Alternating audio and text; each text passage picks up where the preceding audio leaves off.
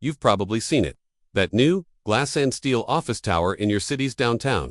10 years ago, it was a symbol of prosperity. Today, it's a ghost. Floor after floor of dark, empty space. You might look at it and see a failure of urban planning or a leftover scar from the pandemic. You see a for-lease sign, but the most powerful people in finance see something else. They see a weapon, a $1.8 trillion time bomb, aimed directly at the heart of the American economy. This isn't a story about remote work, not really. It's a story about a silent crisis hiding in plain sight. It's about a class of assets, once considered the safest in the world, that have suddenly become toxic.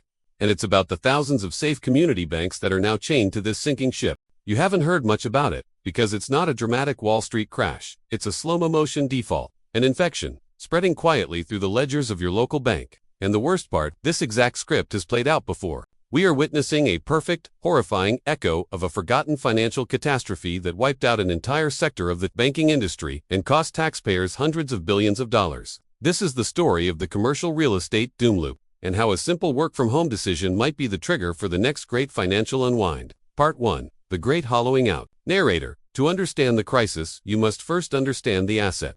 For decades, commercial real estate specifically, the office tower was the gold standard of boring investments. It was the physical bedrock of the economy. Corporations signed long-term leases. The cash flow was predictable. It was the safest bet a bank could make, not the global giants. They were too busy with complex derivatives in global finance. No, the office tower was the domain of the regional bank, the bank in your city, the one with its name on the local stadium, the one that funds your local car dealerships, your town's new apartment complex, your small businesses. These banks loved CRE loans. Why? The data is staggering.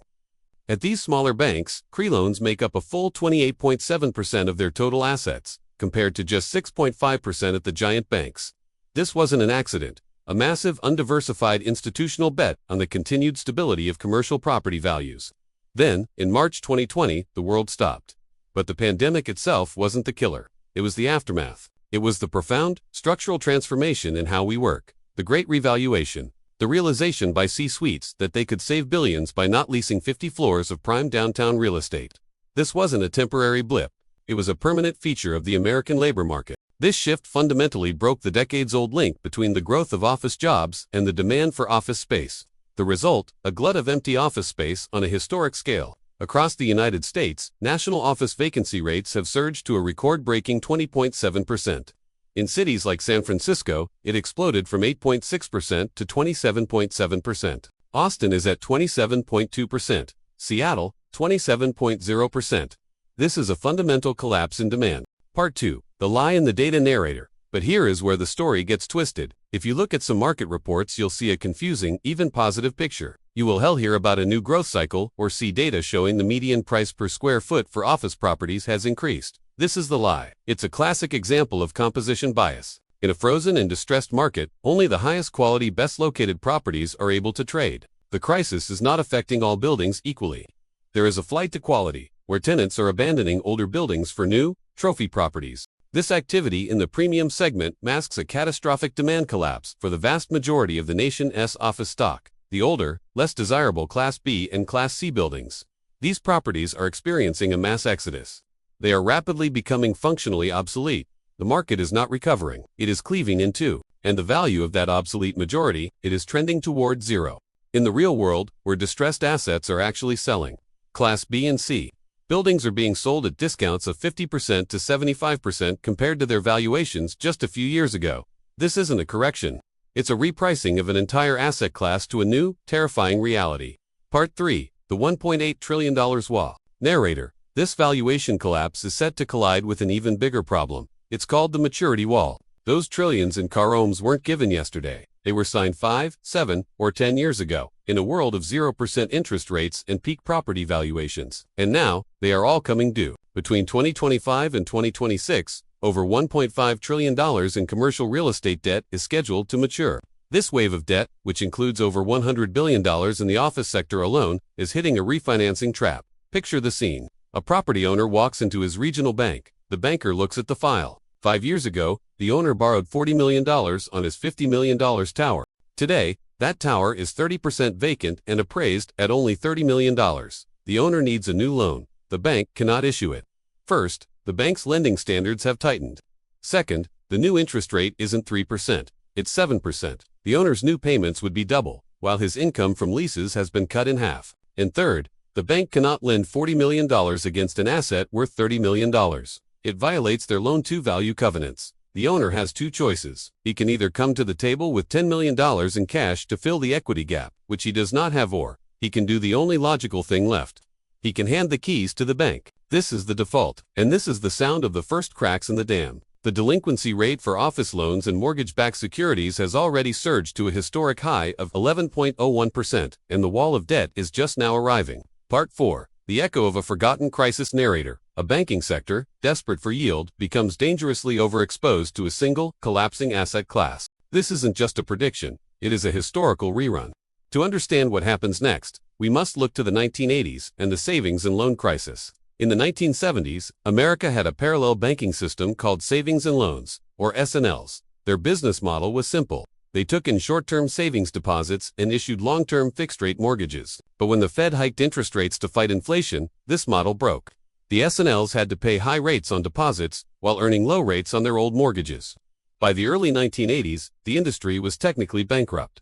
Faced with a disaster, the government's response was not to fix the problem, but to deregulate it. Acts in 1980 and 1982 allowed S&Ls to grow out of their problems by gambling on far riskier ventures. Their gamble of choice: speculative commercial real estate development. Simultaneously, the government raised deposit insurance to $100,000, creating an enormous moral hazard. Zombie S&Ls, with nothing left to lose, could now use government-guaranteed money to make insane bets. If the bets paid off, the owners kept the profits. If they failed, the taxpayers would cover the losses. It was a heads-I-win, tails-you-lose proposition on a massive scale.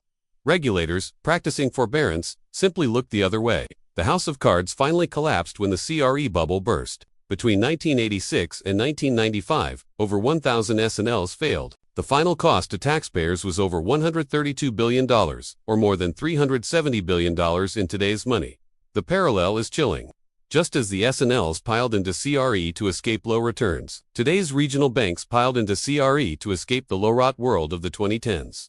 In both cases, a specific group of banks made a massive undiversified bet on the continued strength of commercial real estate. And in both cases, an unforeseen shocker rate spike for the S&Ls. Remote work for the banks exposed. The rot. Part 5. The doom loop and dark finance. This brings us to the doom loop, a self-reinforcing cycle where falling property values and a collapsing banking sector feed on each other. It works like this. Step 1. The remote work shock causes property values to fall. Step 2. Owners default on their loans at the maturity wall. Step 3. Banks, facing massive losses, are forced to tighten credit for everyone. Step 4. Some banks fail, and regulators are forced to sell their bad loans and empty buildings into an already weak market. Step 5. This fire sale drives all property values down even further. Step 6. This triggers more defaults, and the cycle repeats, each time with greater intensity. But the official numbers are hiding an even darker reality. The true level of distress is being masked by a tactic known as extend and pretend. Banks are providing short-term extensions to troubled loans to avoid classifying them as non-performing. The volume of these troubled debt restructurings has tripled since 2023. It's a classic indicator of hidden stress, suggesting banks are just buying time, hoping for a rescue that isn't coming, and the risk is even more hidden than that. This is the world of dark finance. First, regulators themselves are understating the risk. The official 300% concentration threshold, a key metric for bank safety, excludes certain owner-occupied commercial mortgages, creating an artificially low and seriously understated measure of risk. Across America, 1,788 banks are already over the 300% limit. Second, even the biggest banks, which look safe, are secretly exposed. Recent research shows they have extended massive, unfunded lines of credit to real estate investment trusts, or REITs. When these REITs get into trouble, they will draw down on these credit lines, forcing banks to suddenly absorb 40% or more in new CRE exposure at the worst possible moment. It's a wrong-way risk that is completely unpriced by the market. This crisis won't stay contained in bank ledgers. It will spill over into the real world. When these regional banks are forced to hoard cash, they will stop lending. These are the banks that provide over 70% of all loans to the small and medium-sized businesses that create the majority of new jobs. This is how a silent crisis strangles the real economy. And then there's the other doom loop, the urban one. Collapsing property values mean collapsing property tax revenues for cities. This forces cuts to essential services, police, sanitation, public transport, schools.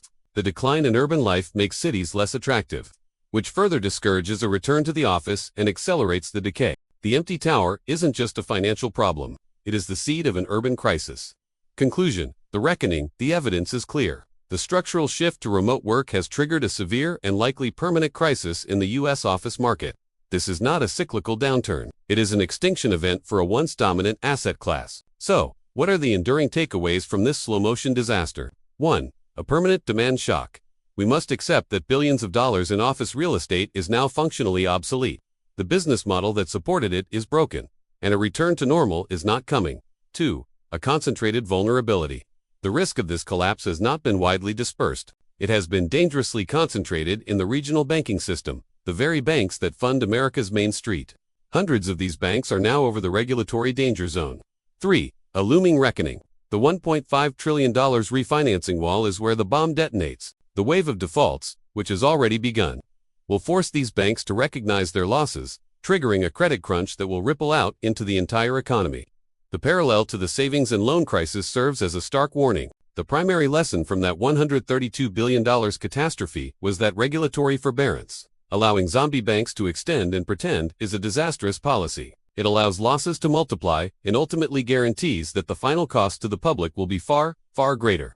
Today, as we watch the volume of troubled debt restructurings triple, we must ask ourselves, are our leaders actively managing this crisis, or are they once again extending and pretend, hoping for a miracle while the time bomb ticks? What do you think? Do you see these empty towers in your city? Are we repeating the mistakes of the 1980s, or is this time truly different? Let me know in the comments below. If you found this dive into the hidden mechanics of finance illuminating, please like this video and subscribe to the channel.